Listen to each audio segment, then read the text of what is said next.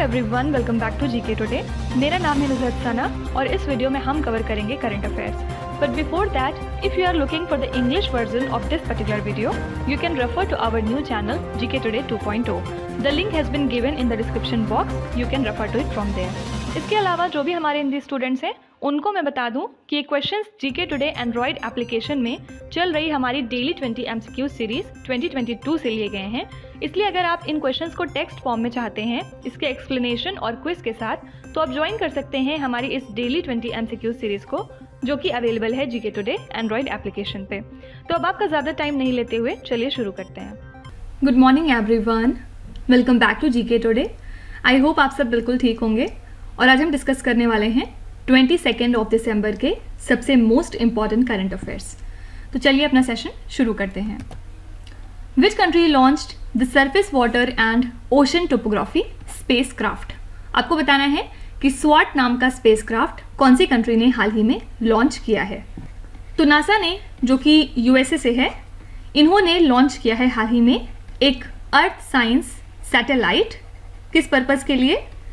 ताकि जो वाटर है अर्थ सरफेस के अंदर उसको पूरे तरीके से ट्रैक किया जा सके। ठीक है, और इसका नाम इन्होंने स्वाट दिया है, जिसका फुल फॉर्म है surface water and ocean topography, और इसको इन्होंने लॉन्च किया है थ्रू स्पेस एक्स रॉकेट, और ये इनका 3 साल का मिशन रहेगा।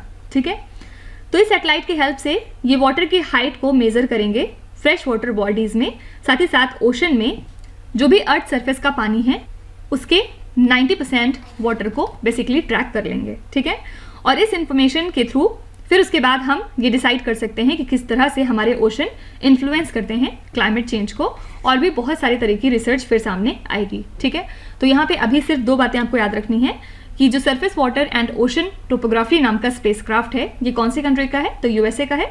और फुल फॉर्म अगर आपसे पूछते हैं कि स्वाट में W किस चीज़ के लिए स्टैंड करता है या फिर T, तो इसका फुल फॉर्म भी आपको ध्यान में थोड़ा सा रखना पड़ेगा। ठीक है, नेक्स्ट है ICMR NAR FBR national animal resource facility for biomedical research has been inaugurated in which Indian city? आपको बताना है कि ये जो पर्टिकुलर एनिमल रिसोर्स फैसिलिटी है बायोमेडिकल रिसर्च के पर्पज़ के लिए, हाल ही में इसको कौन सी सिटी में इनॉग्रेट किया गया है। तो union minister for health and family welfare doctor Mansukh Mandaviya ने इनॉग्रेट किया है इस पर्टिकुलर फैसिलिटी को at genome valley in the city of Hyderabad.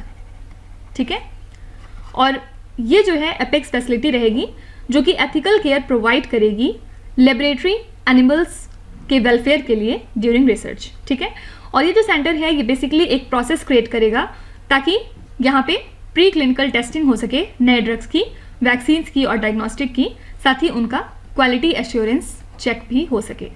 ठीक है, तो सिर्फ 2 बातें आपको याद रखनी है फिर से कि इस पर्टिकुलर फैसिलिटी को कहाँ पे इनॉग्रेट किया गया है, हैदराबाद सिटी में, और याद रखिएगा कि ये ICMR के अंडर में वर्क करता है और इसका फुल फॉर्म है national animal resource facility for biomedical research. ठीक है, नेक्स्ट है Indian origin leader Leo Varadkar has been elected as the prime minister of which country?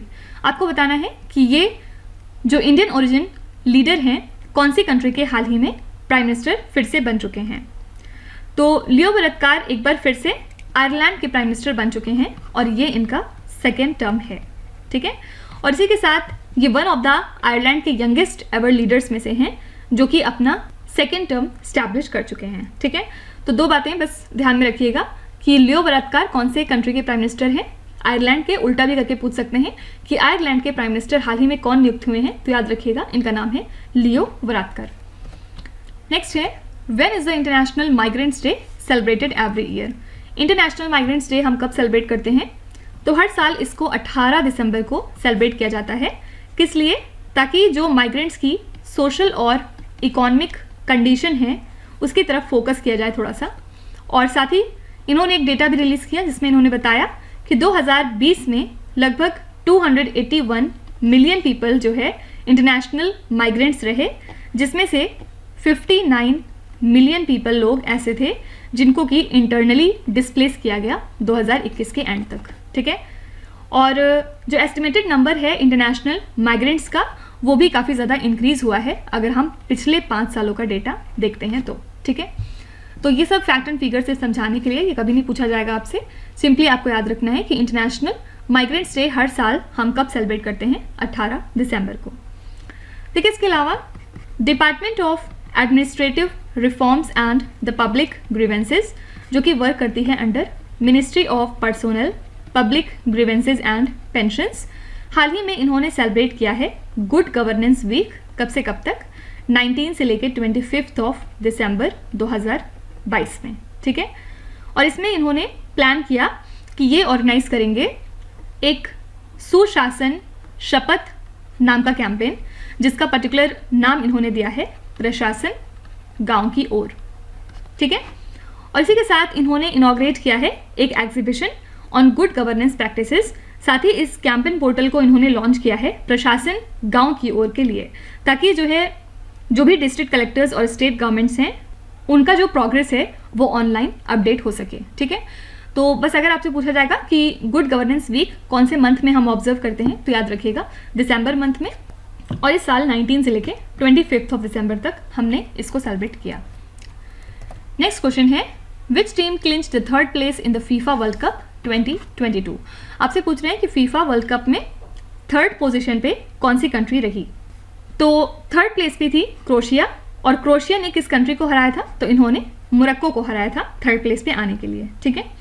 और ये सेकेंड टाइम है जब क्रोशिया थर्ड प्लेस पे है, और इसी के साथ मोरक्को जो है पहली अफ्रीकन टीम है जो कि वर्ल्ड कप के सेमीफाइनल में पहुंच चुकी थी, ठीक है। और अगर आपसे पूछते हैं कि फीफा वर्ल्ड कप 2022 का विनर कौन है, ये क्वेश्चन बहुत इंपॉर्टेंट है, याद रखिएगा अर्जेंटीना। अर्जेंटीना ने कौन सी कंट्री को हराया है, तो फ्रांस को, ठीक है। First Argentina, second France, third Croatia और फोर्थ मोरक्को। नेक्स्ट है, who has been appointed as the first chancellor of Gati Shakti विश्वविद्यालय वडोदरा। आपको बताना है कि जो गति शक्ति विश्वविद्यालय है वडोदरा का, इसके फर्स्ट चांसलर कौन है। तो ये हैं हमारे union minister of railways, communications, electronics and IT mister Ashwini Vaishnaw. हाल ही में इनको अपॉइंट कर दिया गया है as the first chancellor of Gati Shakti विश्वविद्यालय जो कि वडोदरा में है। और इनको किसने अपॉइंट किया है, हमारी प्रेसिडेंट द्रौपदी मुर्मू जी ने, ठीक है। इसी के साथ एक और नाम आपको याद रखना है, डॉक्टर मनोज चौधरी का। ये क्यों इंपॉर्टेंट है, क्योंकि द्रौपदी मुर्मू ने डॉक्टर मनोज चौधरी को अपॉइंट किया है as the first vice chancellor of this particular university, ठीक है। और डॉक्टर चौधरी की बात करें तो ये प्रोफेसर हैं, साथ ही साथ डीन हैं इंटरनेशनल एलुमनाई में एंड कॉर्पोरेट रिलेशंस में, कहाँ पे, आईआईटी जोधपुर में।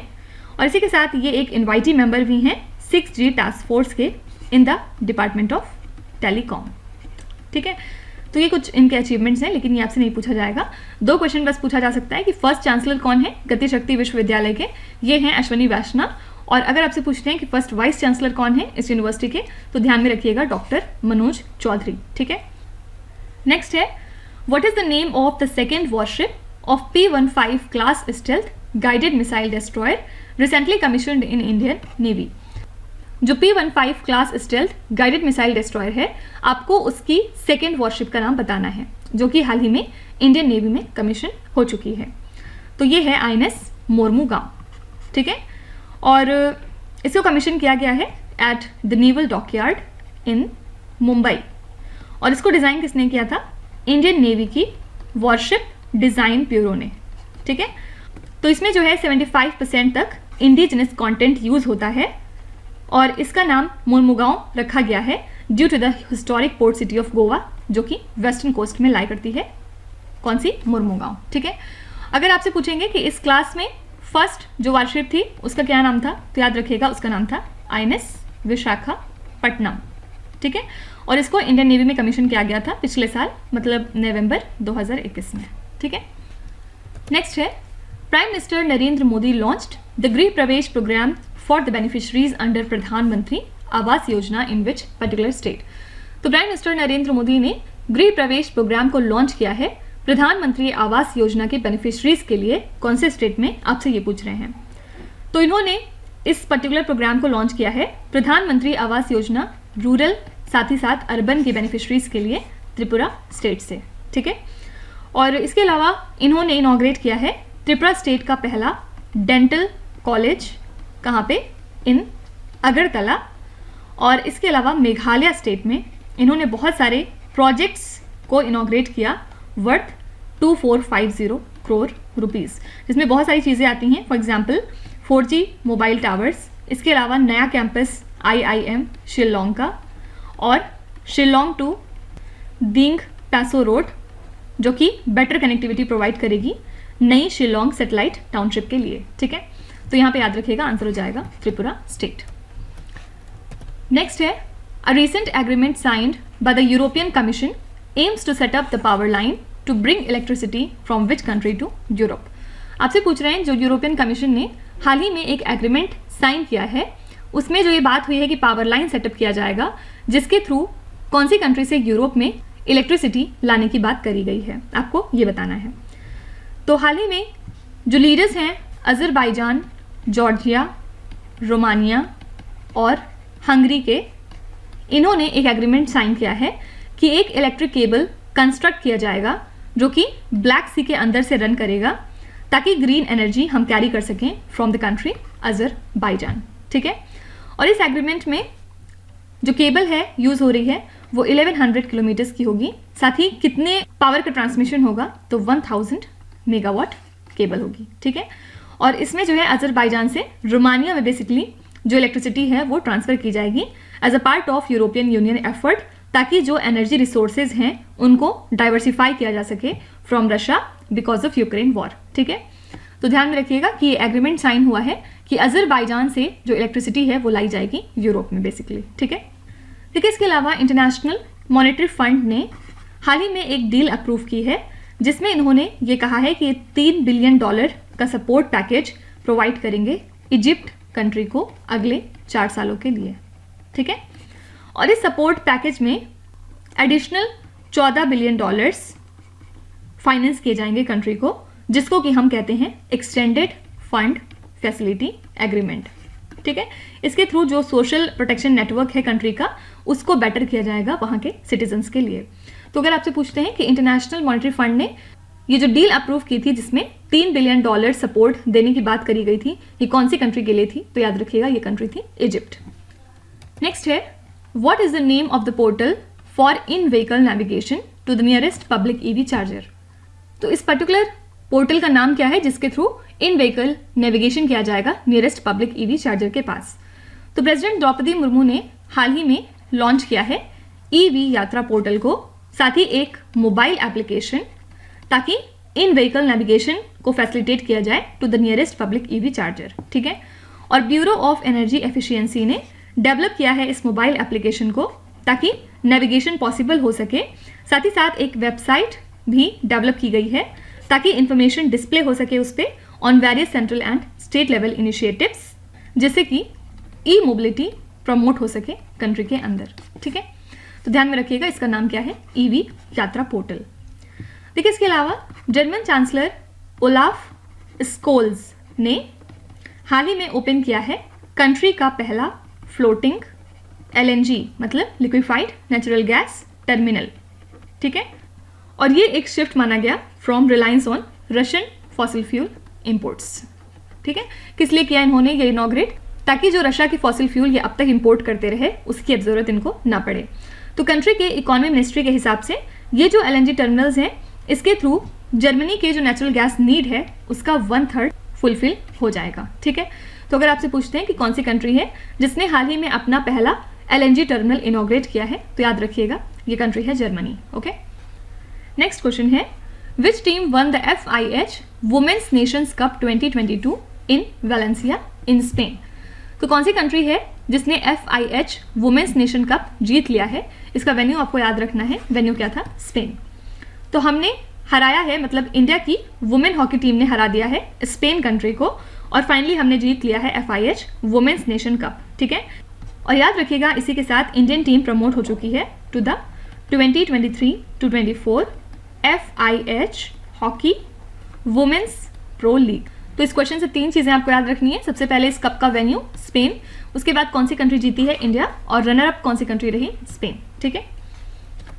और लास्ट क्वेश्चन है who has been announced as the winner of the 2022 Stefan Edberg sportsmanship award. आपको बताना है कि इस पर्टिकुलर अवार्ड के विनर कौन डिसाइड हुए हैं। तो कैस्पर रूट को ये पर्टिकुलर अवार्ड दिया गया है और विनर जो इस अवार्ड का रहता है उसको कौन सिलेक्ट करता है, उसके ही fellow players on the ATP tour, ठीक है। इसके अलावा अगर हम कैस्पर रूट की बात करें तो ये कौन सी कंट्री से बिलोंग करते हैं, ये नॉर्वे से हैं और इस सीज़न में इन्होंने बहुत सारे टाइटल जीते हैं, लाइक ब्यूनस एयर्स का, फिर जेनेवा में, और इसके अलावा ये रनर अप रहे थे मियामी चैंपियनशिप में, और भी बहुत सारे इन्होंने डिफरेंट टाइटल्स जीते हैं। और कैस्पर रूट की बात करें तो ये जो है इस साल के वर्ल्ड नंबर 3 प्लेयर घोषित हुए हैं, ठीक है। 2 बातें याद रखिएगा कि ये अवार्ड किसको दिया गया है, कैस्पर रूट को, और कौन सी कंट्री से कैस्पर रूट बिलोंग करते हैं, ये नॉर्वे से हैं, ठीक है। तो ये थे आज के सबसे मोस्ट इंपॉर्टेंट हमारे करंट अफेयर्स और न्यूज़। और अब हम चलेंगे हमारे रिवीजन सेशन की तरफ। कौन से 3 कैटेगरीज आज हम कवर करेंगे। सबसे पहले एज प्रॉमिस्ड कि हम स्पेशीज कैटेगरी करेंगे, जो कि बिल्कुल नहीं है। सेकंड, हमने एक और नई कैटेगरी आज रखी है वुमेन करंट अफेयर्स की, क्योंकि वुमेन एम्पावरमेंट आजकल काफ़ी ज़्यादा हॉट टॉपिक रहता है, तो कोई भी अगर वुमेन न्यूज़ में आती हैं तो वो काफ़ी ज़्यादा इंपॉर्टेंट हो जाता है आपके लिए, ठीक है। उसके बाद थर्ड, हम कुछ इंपॉर्टेंट समिट्स देख लेंगे, ठीक है। तो चलिए स्पेशीज शुरू करते हैं और आपको कमेंट्स में फिर फीडबैक भी देना होगा कि आपको ये वाली कैटेगरी कैसी लगी। अगर आपको इंपॉर्टेंट लगी तो फिर हम लोग इस टाइप के क्वेश्चन आगे भी करेंगे, अदरवाइज इसको फिर यहीं पे एक्सक्लूड कर देंगे, ठीक है। फर्स्ट क्वेश्चन है Nevada wild flower has been declared as endangered species in which country. तो ये जो वाइल्ड फ्लावर है ये इंडेंजर्ड स्पेशीज है USA की। एक्चुअली ये सिर्फ एक जगह पे पाया जाता है USA में, जो कि एक हाई डेजर्ट रिज है, जहाँ पे एक लिथियम माइन फिलहाल डेवलप करने का प्लान किया जा रहा है, ताकि जो इलेक्ट्रिक कार बैटरीज की डिमांड्स हैं, ग्रोइंग डिमांड्स हैं USA में, उसको फुलफिल किया जा सके, ठीक है। और यही रीज़न है कि हमें इस स्पेशीज़ को बचाने की ज़रूरत पड़ रही है। देखिए एक चीज़ और, इसमें जो है ना स्पेशीज़ वाली जो क्वेश्चंस रहते हैं, इसमें बहुत डिफरेंट तरह के नाम आपको दिखाई पड़ेंगे, तो हो सकता है मैं प्रोनाउंस सही ना कर पाऊँ, तो उसके लिए प्लीज़ आप लोग थोड़ा सा कोऑपरेट कर लीजिएगा, ठीक है। सेकेंड है palaeontologist have identified a new genus and the species of titanosaurian dinosaur in Minas Gerais of which country. तो हाल ही में ये स्पेशीज़ हमें मिली थी ब्राज़ील कंट्री से, और ऐसा माना गया कि ये जो स्पेशीज़ थी ये 70 to 60 मिलियन ईयर्स अगो है, और ये one of the largest terrestrial animals है जिसको हम जानते हैं। साथ ही इसकी बात करें अगर फिजिकल अपीयरेंस की, तो इसमें स्मॉल हेड देखने को मिला, लॉन्ग टेल थे इसके, और लॉन्ग हील्स थी, ठीक है। Mesotropius pallida patwa which was added to IUCN Red List belongs to which species? Actually याद रखिएगा कि 3 मेडिसिनल प्लांट हैं जो कि हिमालयाज में पाए जाते हैं, हाल ही में IUCN रेड लिस्ट में इंक्लूड हुए हैं, तो ये क्वेश्चन इस वजह से इंपॉर्टेंट है। तो ये जो वैरायटी थी ये एंडेमिक है उत्तराखंड स्टेट की, और याद रखिएगा कि ये है क्या, ये एक तरह का मेडिसिनल प्लांट है, ठीक है। और अगर रेस्ट 2 की बात करें, रेस्ट 2 कौन से हैं, तो सेकेंड है फ्रिटिलोरिया, और ये वल्नरेबल कैटेगरी में इंक्लूड किया गया, और ये वाला जो पैलिटा वाला था इसको इंक्लूड किया गया था क्रिटिकली इंडेंजर्ड की कैटेगरी में, ठीक है। और थर्ड नाम था इसमें डैक्टिलोरिजा, और ये जो है इंडेंजर्ड था, ठीक है। तो ये डिफरेंट 3 मेडिसिनल प्लांट हैं जिनको हाल ही में IUCN रेड लिस्ट में इंक्लूड किया गया है, तो इस वजह से इनको आप थोड़ा सा ध्यान में रखिएगा। नाम तो ऑब्वियसली अपना ही याद रख पाएंगे, बस अगर फर्स्ट नेम या फिर पैलिटा करके भी सिर्फ याद हो रहा है तो कोई बात नहीं, ठीक है। Supreme court has mooted an idea to protect which species similar to project tiger. तो प्रोजेक्ट टाइगर जिस तरह हमने लॉन्च किया था टाइगर्स को सेव करने के लिए, उसी तरह हाल ही में सुप्रीम कोर्ट ने ये आइडिया दिया है कि हमें ग्रेट इंडियन बस्टर्ड को प्रोटेक्ट करने के लिए ऐसा कोई इनिशिएटिव लेना चाहिए, ठीक है। और बेंच ने डायरेक्ट किया है राजस्थान और गुजरात के स्टेट के चीफ सेक्रेटरीज को कि वो एक तरह का असेसमेंट कंडक्ट करें रिलेटेड टू ट्रांसमिशन लाइन, जिसकी वजह से ग्रेट इंडियन बस्टर्ड इफेक्ट होते हैं, ठीक है। अच्छा एक चीज़ और, जो प्रोजेक्ट टाइगर था उसको कौन से साल में लॉन्च किया गया था, तो 1973 में, ठीक है। आपको कमेंट्स में बताना है कि प्रोजेक्ट एलिफेंट कौन से साल में लॉन्च किया गया था। India has propose to transfer which species from appendix 2 to appendix 1 of CITES convention. तो हाल ही में इंडिया ने प्रपोज किया था कि जो लीड्स सॉफ्ट शेल्ड टर्टल होते हैं इनको हमें अपेंडिक्स 2 की कैटेगरी से उठा के अपेंडिक्स 1 में डाल देना चाहिए, ठीक है। और ये लार्जेस्ट फ्रेश वाटर टर्टल हैं जो कि एंडेमिक होते हैं पेनिनसुलर इंडिया में। और इसके अलावा एक प्रपोजल दिया था नामीबिया और बोत्सवाना की कंट्री ने। क्या प्रपोजल था ये, इसमें इन्होंने कहा था, यहाँ पे लिख रही हूँ कि जो सदर्न वाइट राइनोज होते हैं इनको हमें अपेंडिक्स 1 से हटा के 2 में शिफ्ट कर देना चाहिए, ठीक है, साइंस कन्वेंशन के। Lophopetalum tanahgambut which was recently identified belongs to which species. ये एक ट्री की स्पेशीज होती है और यूजुअली इसको पाया जाता है सुमात्रा आइलैंड के जंगलों में। और सुमात्रा आइलैंड कहाँ पे है? ये है इंडोनेशिया की कंट्री में, ठीक है। कई बार ये क्वेश्चन स्टैटिक के फॉर्म में आया है क्योंकि सुमात्रा आइलैंड न्यूज़ में रहता ही रहता है कभी ना कभी। Apis karinjodian which was discovered recently in the Western Ghats after 200 years belong to which species. ये जो पर्टिकुलर स्पेशीज है ये वेस्टर्न घाट में 200 साल के बाद पाई गई और ये किस चीज़ की वैरायटी है? तो ये हनी बी है, ठीक है। इसका कॉमन नेम होता है Indian black honey bee, okay. और last time honey bee discover हुई थी इंडिया से 1798 में और इनका नाम था एपिस इंडिका, ठीक है। तो एपिस नाम से कोई अगर स्पेशीज सामने आती है तो यूजुअली वो हनी बी होती है, ठीक है। इसके बाद सेकेंड कैटेगरी है हमारी वुमेन करंट अफेयर्स की। Who is the first women to head the treasury and chair the US Federal Reserve. तो कौन सी पहली वुमेन है जो यूएस फेडरल रिजर्व की चेयर बन चुकी हैं, जो यूएस फेडरल रिजर्व को चेयर कर रही हैं? ये हैं जेनेट येलन, इनका नाम बहुत इंपॉर्टेंट है, ठीक है। Who has been selected as the first women president of Indian Olympic association. Indian Olympic association की पहली वुमेन हाल ही में डिक्लेयर हुई हैं PT Usha. Who is the first Indian women soldier skydiver. ये है मंजू नायक मंजू, ठीक है। Who is the richest self made Indian women as per the IIFL wealth Hurun India rich list 2022। Answer हो जाएगा फाल्गुनी नायर, ठीक है। और फाल्गुनी नायर ने ओवरटेक किया है किरण मजुमदार शॉ को। Who has been named winner of the first ever queen Elizabeth II women of the year award. ये अवार्ड प्रेजेंट किया गया है इंडियन ओरिजिन स्वेला ब्रेवरमैन को, ठीक है। Who is the first Indian women wrestler to win 2 medals at the world championship. तो world championship में 2 medal जीतने वाली पहली इंडिया की वुमेन रेसलर बन चुकी हैं विनेश फोगाट, ठीक है। और हमें पता है कि हाल ही में इन्होंने ब्रोंज मेडल जीता था 53 kgs की कैटेगरी में at world wrestling championship. Which tennis player won 23 grand slam singles titles the most of any women in the open era. तो 23 ग्रैंड स्लैम सिंगल्स जीते हैं सेरेना विलियम्स ने। और आपको कमेंट्स में लिखना है कि सेरेना विलियम्स कौन सी कंट्री से बिलोंग करती हैं। Who was appointed as the first women chief of the council of scientific and industrial research. तो CSIR की पहली वुमेन चीफ हाल ही में बन गई थी डॉक्टर N कलाई सेल्वी, ठीक है। अब लास्ट में कुछ इंपॉर्टेंट समिट्स एक बार रिवाइज कर लेते हैं। Which city is the host of the 7th edition of global technology summit in 2022। तो ग्लोबल टेक्नोलॉजी समिट जो 2022 की थी इसके लिए होस्ट कौन सी सिटी थी? तो यह है New Delhi. What is the theme of the Shanghai cooperation organisation summit 2023। तो इसके लिए थीम थी सिक्योर SCO, ठीक है। Which country is the host of the ASEAN India commemorative summit. इसके लिए होस्ट था Cambodia. Which city is the host of PM Gati Shakti multi modal waterways summit. Answer हो जाएगा Varanasi city. What is the theme of the invest Karnataka 2022 summit. इसके लिए theme है build for the world, okay. Which city is the host of the world green economy summit. Answer हो जाएगा Dubai. Which city is the host of the global skill summit 2022। इसके लिए host है नई दिल्ली। विच city is the host of sustainable textile summit supported by MSME ministry. तो इसके लिए भी host है नई दिल्ली, ठीक है। तो ये थे कुछ इंपॉर्टेंट समिट्स जो हमें टाइम टू टाइम रिवाइज करने हैं, अदरवाइज ये सब कैसे गायब होगा दिमाग से पता भी नहीं चलेगा, ठीक है। तो ज़रूर आप अपना फीडबैक दीजिएगा कमेंट्स में रिलेटेड टू स्पेशीज़ कैटेगरी कि अगर वो आपको बेनिफिशियल लग रही है तो हम उसको इंक्लूड करते चलेंगे। Time to time species category इसी तरह करते रहेंगे, अदरवाइज उसको हम यहीं पे एक्सक्लूड कर देंगे, हटा देंगे, ठीक है। और अगर इसके अलावा कोई और कैटेगरी आप मेंशन करना चाहते हैं, बताना चाहते हैं, तो आप लिख सकते हैं कमेंट्स में और उसको हम लोग ज़रूर कंसीडर करेंगे। अगर हमें ठीक लगेगा तो हम उसको ज़रूर इंक्लूड कर लेंगे, ठीक है। तो चलिए फिर क्विज़ पे चलते हैं।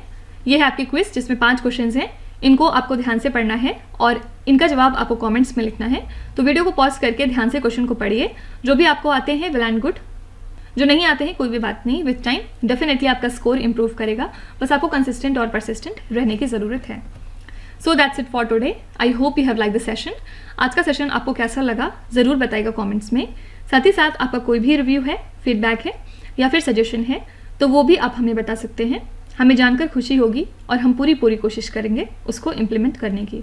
तो कल फिर हम मिलेंगे सेम टाइम सेम जगह कल के करंट अफेयर्स के साथ। Till then stay tune. Thank you so much for watching and please do not forget to subscribe to GK Today.